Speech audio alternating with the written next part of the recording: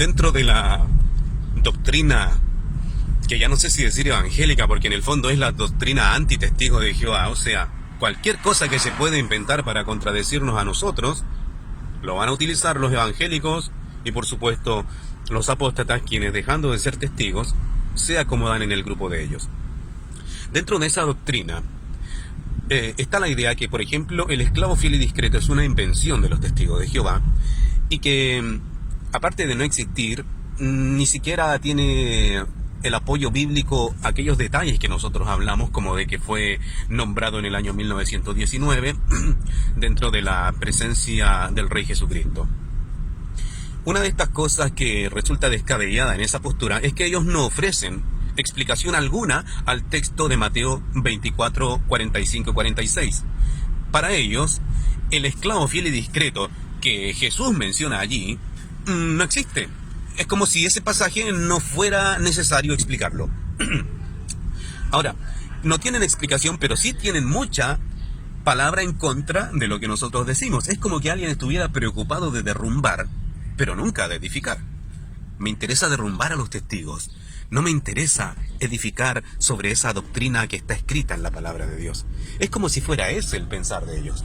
Bueno, y si nosotros nos vamos en realidad a ese pasaje, nos vamos a dar cuenta que Mateo 24, 45, 46 está dentro del contexto de la parousia y sinteleia del aion, que es la presencia y la conclusión del sistema de cosas que Jesús está especificando, cuya señal Jesucristo la da para que nos percatemos de aquello, la da en los capítulos 24 y 25 de Mateo. Capítulo 24 y 25 de Mateo habla de la parousia y sinteleia del aion, es decir, Mateo 24 y 25 habla de la presencia y la conclusión del sistema de cosas, y dentro de ese contexto de Mateo 24 y 25 está Mateo 24, 45, 46, hablándonos del esclavo fiel y discreto que sería nombrado para alimentar a los verdaderos adoradores con alimento espiritual. Bueno, ¿dónde hay que ubicar entonces al esclavo fiel y discreto? ¿Se puede ubicar a este esclavo en otro periodo que no sea la presencia de Cristo y el tiempo de la conclusión del sistema de cosas? Por supuesto que no. Por lo tanto, cuando nosotros hablamos de que la presencia de Jesucristo y la conclusión del sistema de cosas comenzó, según dice Mateo 24, 7, con la señal de la guerra mundial que expone conflicto entre nación contra nación y reino contra reino, si la presencia y la conclusión del sistema de cosas comienzan con esa señal de la guerra mundial, por supuesto el esclavo fiel y discreto tiene que estar entonces obligadamente después de la Primera Guerra Mundial, que comenzó desde el año 1914 hasta 1918. Esa es la evidencia de que comenzó la presencia de Cristo y la conclusión del sistema de cosas. Hay más señales o más aspectos de la señal, pero esa es como la principal, porque las otras se fueron dando después. Entonces, lo primero que nos permite ubicar el inicio de la señal, el inicio de la presencia y de la conclusión del sistema de cosas, es la guerra mundial de nación contra nación y reino contra reino, profetizada en Mateo 24, 7. Entonces, desde 1914 a 1918 que ocurre esta guerra, comprendemos que ha iniciado la presencia y conclusión del sistema de cosas, y tenemos que ubicar de ahí en adelante el esclavo fiel y discreto. ¿Por qué lo ubicamos en 1919? Porque después de esta Primera Guerra Mundial, donde entre tanto había muerto Russell, quien algunos creían que era el cumplimiento de aquella profecía, sin embargo Russell nunca dijo yo soy el esclavo fiel y discreto. Después que había muerto Russell, bueno, entonces, ¿quién era el esclavo fiel y discreto? Como si fuera poco, ante esta inquietud de quién es, porque murió y no reconocemos a otro como el esclavo, recordemos, reconocían ellos, Russell no lo había dicho, había sucedido en el puesto a Russell, lo había sucedido Rutherford, pero Rutherford no era muy aceptado. Detalles de eso para otra ocasión. ¿Por qué? Entonces, algunos directores de la sociedad Watchtower en 1917 incluso pretendieron ellos tomar el control de todo y ellos dar el alimento espiritual como los directores máximos, por así decirlo, de esa corporación.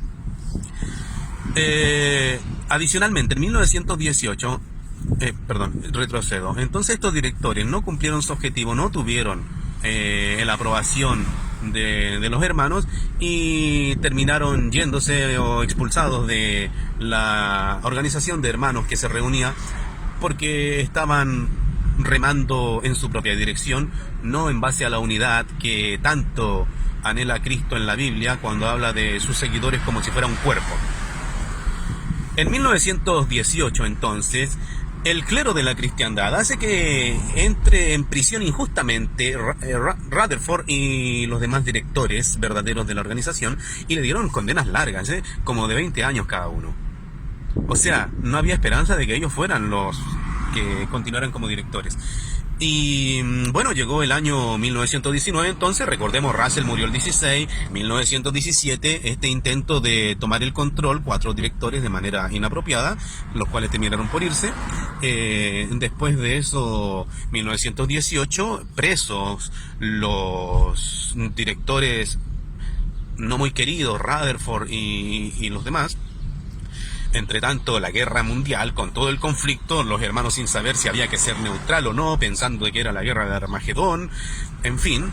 Y en 1919, estando presos, bueno, viene la asamblea que concita también la reunión anual del grupo de adoradores verdaderos. La reunión anual que tenía que precisar quiénes iban a ser aquellos que dirigieran la obra que hacían los verdaderos adoradores. Obviamente, con condenas de 20 años, Rutherford y los demás no iban a ser considerados para eso. De eso mismo conversaban ahí en la cárcel, Rutherford y Macmillan, si no me equivoco, sobre, bueno, ¿qué será de todo esto?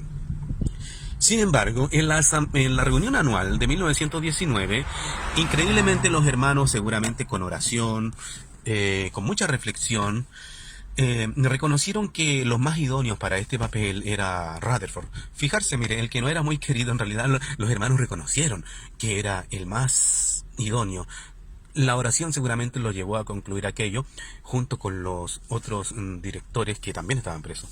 El problema es que era que estaban presos, entonces, ¿cómo podían dirigir la obra si estaban presos? Bueno, sea como sea, los nombraron a ellos, reconocieron que ellos eran los que iban a llevar la delantera. Bueno, atención aquí a lo maravilloso de este asunto. Las condenas fueron revocadas. Fueron liberados los hermanos. Fue algo realmente como cuando la gente dice, esto fue providencial, esto fue obra de Dios. O sea, no había manera de que aquello lo hicieran los mismos hermanos condenados. Ellos fueron liberados y habían sido escogidos para dirigir la obra. Ese fue el momento de 1919 donde evidentemente, no por mano humana, sino por asunto divino, el amo nombró al esclavo fiel y discreto, justo como decíamos, dentro del periodo de su presencia ya iniciada, así como la conclusión del sistema de cosas, y los nombró de manera fuera de el poder humano, que humanamente eso no se dio, sino que se dio por el amo, que fueron liberados los que tenían largas condenas y pudieron entonces ejercer el papel de esclavo fiel y discreto para alimentar a los hermanos con un alimento que desde 1919 hizo que tuvieran gran celo en la predicación como nunca antes lo habían tenido. Y desde ahí en adelante hemos estado recibiendo alimento al tiempo apropiado, alimento incluso que corrigió algunas cosas de las que Russell había hablado, porque recordemos, Russell no era el esclavo fiel y discreto. Bueno, ¿quién fue? Eso lo vamos a ver en otro vídeo para no hacerlo tan largo pero fue maravilloso ver cómo por asunto divino, inesperadamente, aquellos que tenían largas condenas, injustamente por supuesto, no se piense de que ellos habían cometido un mal, aquellos que tenían largas condenas de pronto salen libres y habían sido escogidos para ser los representantes que dieran el alimento en la organización de verdaderos adoradores. Y así se dio, como en 1919 fue nombrado evidentemente por el amo, el esclavo fiel y discreto, de la Organización de Adoradores Verdaderos de los Testigos Cristianos de Jehová.